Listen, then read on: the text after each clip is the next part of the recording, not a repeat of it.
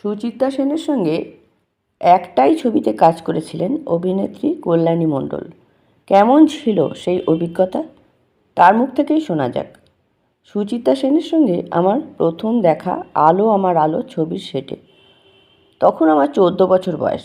সুচিত্রা সেন, উত্তম কুমার এরা কত বড় মাপের মানুষ, এসব বোঝার মতো অনুভূতিই তখন আমার তৈরি হয়নি।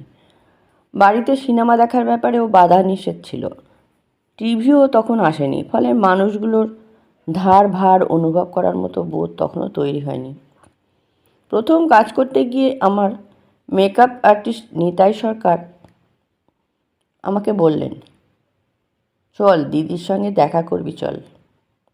টেকনিশিয়ান স্টুডিওর মাঝ বরাবর একটা কাঁচের ঘর ছিল।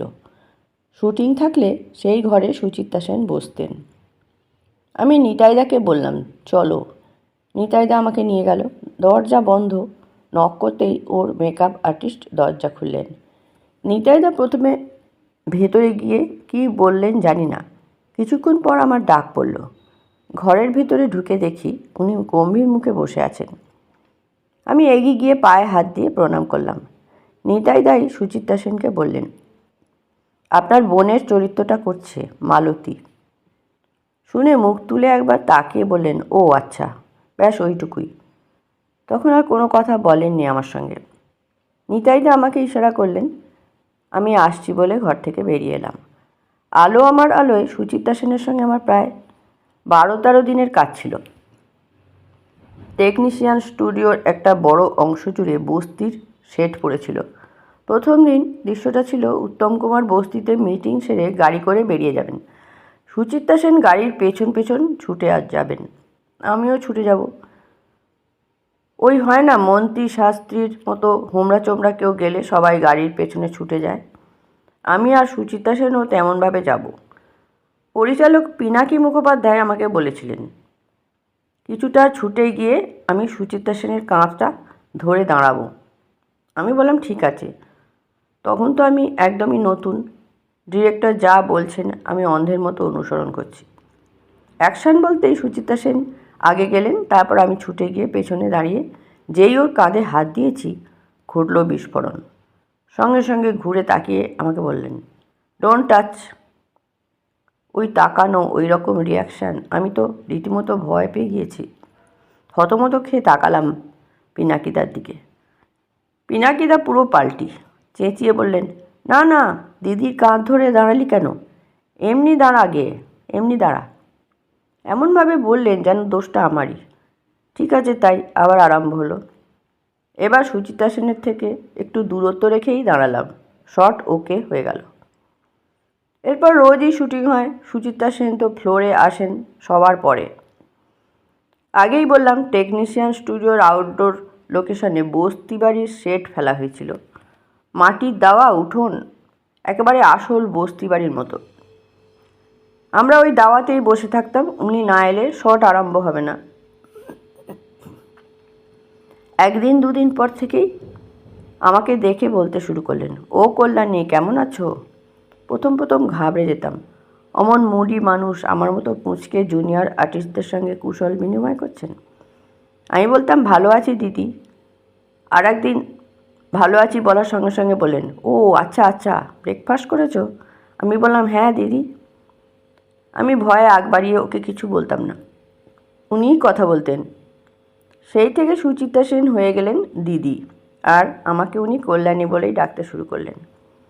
দেখতে দেখতে 8 দিন কেটে গিয়েছে। একটা দৃশ্যের শুটিং হবে। সিনটা হলো ভাস্কর, যিনি আমার দাদার পাঠ করেছিলেন, একটা ইন্টারভিউ লেটার পেয়েছে। সিনটায় ভারতী দেবীও ছিলেন, আমাদের মা হয়েছিলেন। চাকরিটা পেলে ভাস্কর আমাদের কার কী চাই জিজ্ঞেস করবে। আমাকে জিজ্ঞেস করলেন, আমি বলবো আমি একটা বেনারসি শাড়ি নেব। Short ready. যথারীতি দিদির থেকে একটু দূরত্ব রেখে দাঁড়িয়ে আছি। পিনাকিদা সাবধান করে দিয়েছেন, একদম টাচ করবি না। আমি মনে মনে বলছি, না না, মাথা খারাপ, আর করি। শটটা আরম্ভ হয়েছে। ভাস্কর জিজ্ঞাসা করেছে, কার কি চাই বলো? ভাইকে জিজ্ঞাসা করেছে। ও বললে ঘুড়ি আর লাটাই। আমি যেই আমার ডায়লগ বলেছি অমনি কাট। ব্যাপার কি? সংলাপও তো ঠিক বলেছি, দিদিকেও টাচ করিনি। পিনাকিদার দিকে তাকালাম, তারপরেই চমক। দিদি এগিয়ে এসে বললেন, কল্যাণী, তুমি আমার গলাটা জড়িয়ে ধরে বলো, আমার একটা বেনারসি শাড়ি চাই। ও মা, এবার দিদি পুরো পাল্টি। সেই দেখে শুনে পানুদার বা পিনাকিদার আবার ডিগবাজি। সঙ্গে সঙ্গে বললেন, হ্যাঁ ঠিকই তো, তুই তো দিদিকে জড়িয়ে ধরেই বলবি। আমি তো অবাক। আজকালকার মেয়ে হলে ডিরেক্টরকে বলেই দিত, তুমি তো বারণ করেছো আমাকে। আমি আর কি করব? ও হ্যাঁ, তাই তো, ঠিকই বলে তো। গোটা ব্যাপারটা ঢোক গিলে নিলাম। দিদি গলা জড়িয়ে ধরে আবার শর্ট দিলাম। এর ঠিক 2 দিন পরে বিপদে মোড়ে রক্ষা করো গানটার শুটিং ছিল। আমরা সব ভাই বোনেরা বসে আছি আর দিদি গানে লিপ মেলাচ্ছেন, গাইছেন। গানের শেষে হঠাৎ পিনাকিদা চিৎকার করলো, কাট! ওকে নয় কেন? সবাই তাকালাম পিনাকিদার দিকে। দিদি সবাইকে আপনি সম্বোধন করতেন। জিজ্ঞাসা করলেন, পিনাকিদা, আপনি শর্টটা কাটলেন কেন? পিনাকিদা বললেন, কল্যাণীর লিপটা মেলেনি। দিদি কপাল কুঁচকে আশ্চর্য হয়ে বললেন, কল্যাণী? না তো, ওর লিপ মিলেছে। পিনাকিদা বললেন, না ম্যাম, আর একটা নিতে হবে, লিপটা মেলেনি। ও বলে দিদি উঠলেন, গটগট করে হেঁটে লোকেশান থেকে সোজা মেকআপ রুমে চলে গেলেন। সবাই ভয়ে ততস্থ। 3 জন গেছে, দিদিকে ডাকতে আসেনি। পিনাকিদা গেছেন, আসেনি। শেষে পিনাকিদা আমাকে বললেন, তুই যা, ম্যাডামকে গিয়ে বল দিদি আমার লিপটা মেলাতে ভুল হয়ে গিয়েছে, আর একটা শর্ট যদি দেন। আমি আগের রূপটা তো দেখেছি, বাঘের মুখে পড়ার মতো অবস্থা। আবার ডিরেক্টরকেও না বলতে পারছি না, ভয়ে তো শুকিয়ে কাঠ। কাঁচের ঘরের দরজায় 3 বার টোকা দিলাম। দরজা খুললেন ওর মেকআপ আর্টিস্ট।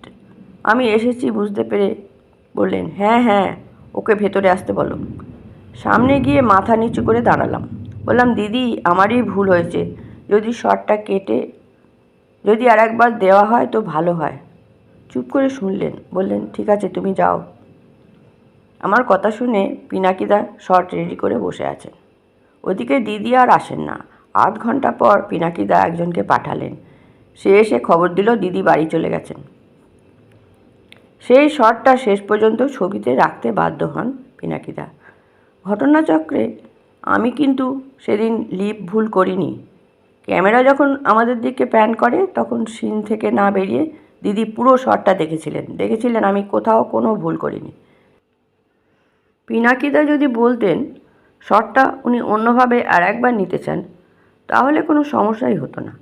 তা না করে উনি আমার ঘাড়ে দোষ চাপিয়ে আর একটা শট নিতে চেয়েছিলেন। সুচিত্রা সেন পরিচালক পিনাকি মুখোপাধ্যায়ের এই চালাকিটা ধরতে পেরে গিয়েছিলেন। বাঘের মতো ব্যক্তিত্ব তো। উনি সেদিন কারো পক্ষও নেননি, বিপক্ষেও কথা বলেননি। সোজা স্টুডিও থেকে বেরিয়ে গিয়ে বুঝিয়ে দিয়েছিলেন যে উনি সুচিত্রা সেন। দিদির সঙ্গে ওই একটা ছবিতেই আমি মনে হয় অভিনয় করেছিলাম। এটা আমার সারা জীবনের আক্ষেপ। তবে উনি আমার খোঁজ রাখতেন। মুনমুন আমার চেয়ে বয়সে সামান্য বড় হলেও বন্ধুর মতো। আমি ওর মুখে দিদির খবর পেতাম। তখন বুঝিনি, আজ বুঝি। একজন জুনিয়র আর্টিস্টকে মিথ্যে দোষারোপে হেনস্থা করার প্রতিবাদ নিজস্ব স্টাইলে করে দেখিয়ে দিয়েছিলেন মহানায়িকা সুচিত্রা সেন।